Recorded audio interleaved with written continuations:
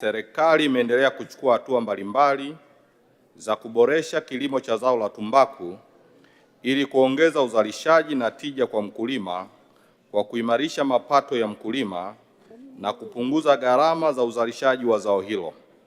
Kwa sasa serikali ipo kwenye hatua ya kupitia gharama za uzalishaji za mkulima ili kuainisha maeneo ambayo yanahitaji kufanyiwa maboresho, ikiwemo riba za kibenki ambayo ni dola za Kimarekani 0.5 kwa mfuko wa mbolea, ikiwa ni ada ya hati ya dhamana ya benki iliyotoa mkopo, pamoja na dola za Kimarekani 5.8 inayojumuisha riba ya mkopo, dhamana ya benki kuu, bima ya mkopo na kodi ya ongezeko la thamani. Aidha, jitihada hizo zitaenda sambamba na kushirikisha benki zinazotoa mikopo hiyo kwa wakulima.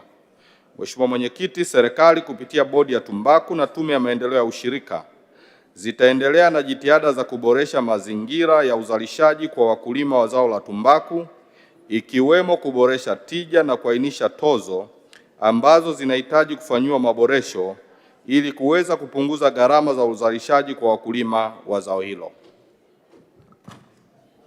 Mheshimiwa Emmanuel Peter Cherehani. Asante Mheshimiwa Mwenyekiti. Kwa nini sasa serikali isikae na wadau wote wa sekta ndogo ya tumbaku pamoja na taasisi zote za fedha ili kubaini haraka changamoto ambazo zinaonekana kuongeza gharama za uzalishaji kwa mkulima ili kupunguza gharama? Lakini pia swali langu la pili, kwa kuwa bei ya pembejeo ilipangwa kabla ya bei ya tumbaku haijatoka na walitumia matrix ya mwaka jana ambayo ilikuwa dola 2.1, lakini pia sasa bei ya tumbaku imeshuka na kuwa dola 1.5. Hauoni sasa serikali kwamba wakulima hawa wanaenda kupata hasara na kusababisha kuvuruga ushirika?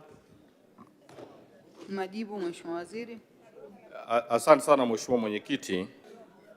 Nimpongeze sana Mheshimiwa Cherehani, mbunge wa Ushetu na mdau mkubwa wa zao la tumbaku. Moja, amekuwa mtetezi mkubwa wa hili zao, lakini amekuwa akilisemea.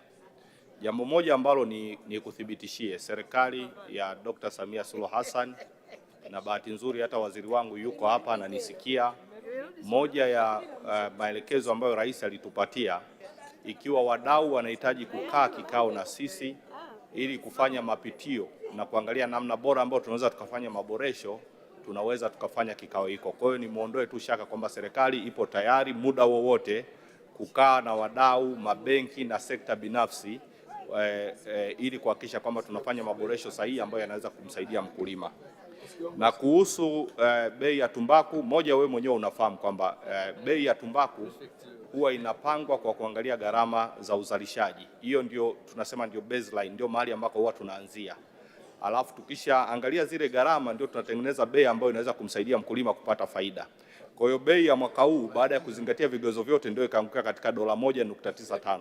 Lakini pamoja na mapendekezo ya Mheshimiwa mbunge uliyosema, bado serikali tunaweza tukaangalia na kuona namna bora ambayo tunaweza tukampatia faida zaidi mkulima hapa nchini.